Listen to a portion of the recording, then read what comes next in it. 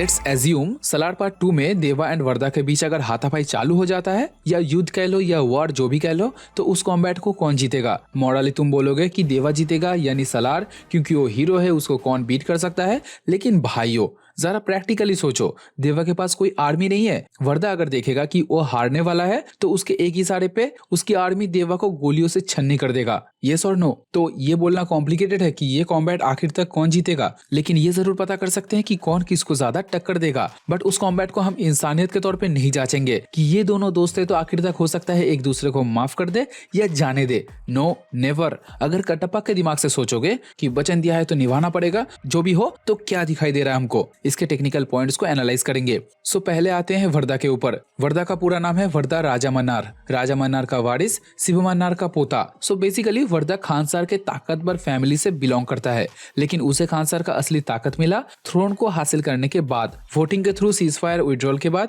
वर्दा ने रुद्रा एंड अपनी बाकी ओपोनेंट को अपने रास्ते से हटा के खानसार का रूलर बन गया। तो अब उसके पास अनलिमिटेड पावर है, ढेर सारा assets, multiple choice of army, खतरनाक वेपन्स एंड कुछ साइको डेंजरस फॉलोअर्स जो वर्दा के एक इशारे पे दुनिया हिला सकते हैं। And honestly Khansaar has the power to shake the world, क्योंकि पहले तो खानसार का जो अपना रूल बुक है ना, उसके मुताबिक खानसार के पर्सनल मामले में कोई दखल नहीं दे सकता, लेकिन किसी और नेशन के इंटरनल मैटर में खानसार अपना हाथ गंदा कर सकता है। तो ये एक वर्दा का एडवांटेज हुआ कि वो किसी भी वक्त कहीं से भी कुछ भी खानसार के अंदर डिमांड कर सकता है एंड उसे वो मिल भी जाएगा। खानसार के पास पहले से ही एक ह्यूज आर्मी थी जिसे राजा मन्नार ने अपने हुकूमत के टाइम क्रिएट किया था, लेकिन सीज फायर के दौरान बाहर से जो बैकअप्स लाए गए थे और वो अभी वर्दा के कंट्रोल में है। तो ये हुआ वर्दा का पावर। अब उसकी कैपेबिलिटी यही है कि ये भाई कुछ भी हासिल कर सकता है एंड जो चाहे वो मिटा सकता है। अब ये बंदा माइंड गेम में एक्सपर्ट है। किसी भी टफ सिचुएशन पे इसका पहले से एक बैकअप प्लान रहता है, चाहे वो प्लान देवा ही क्यों ना हो। बचपन से ही इसने पॉलिटिकल गेम्स को समझना शुरू कर दिया था, जो उसके बचपन के लिए उतना प्रॉफिटेबल नहीं रहा, लेकिन आखिरकार उसे खानसार का राजा बना दिया। वर्दा में स्ट्रेंथ अच्छा खासा देखने मिला था।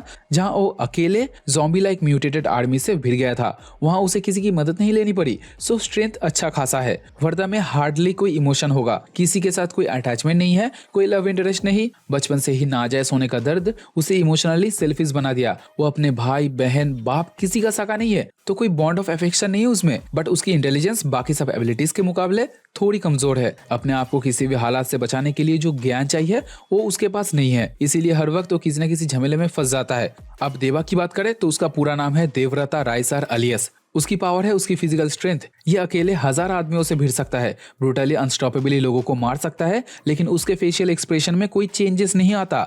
मतलब he can do this all day, उसे कोई तकलीफ नहीं। उसकी कैपेबिलिटी यही है कि ये अकेले हजारों को निपटा सकता है, लेकिन एक सर्टेन पॉसिबिलिटी तक। उसका फिजिकल स्ट्रेंथ वर्दा से कुछ ज्यादा ही है। एक्सीलेंस के मामले में ये हथियार बनाने में माहिर है। कोई भी वेपन दे दो, ये उसे मॉडिफाई करके और भी बेहतर बना देगा। वेपन्स के बारे में उसे काफी ज्यादा नॉलेज है, लेकिन इमोशनली वर्दा जितना स्ट्रांग नहीं है। उसे किसी भी पीड़ित लड़की में अपनी मां नजर आती है, तो तब वो अपने आप को कंट्रोल नहीं कर पाता। ये एक एडवांटेज से ज्यादा डिसएडवांटेज हुआ। अगर एनिमी को इस बारे में पता है ना, तो ये उसका फायदा जरूर उठाएगा। एंड बंदा गर्म दिमाग वाला है, तो जब उसकी खिसक जाती है तो ये आगे पीछे का नहीं सोचता। ये एक नेगेटिव पॉइंट हुआ, लेकिन इंटेलिजेंस के मामले में ये वर्दा से कई गुना बेहतर है। हर इवेंट्स के पॉसिबिलिटी को ये पहले से भाप के अपने आप को रेडी रखता है। अपने खुद के तरीके के ऊपर उसे कॉन्फिडेंट है, लेकिन उसका सबसे बड़ा प्लस पॉइंट कि वो सौर्यांगा का वंशज है। उसके पिताजी के साथ पूरे कबीले को मन्नार ट्राइब ने मार दिया था, जिनमें से खाली सौर्यांगा ट्राइब के बच्चे बच गए थे, जो अभी अपना एक सीक्रेट आर्मी बना चुके हैं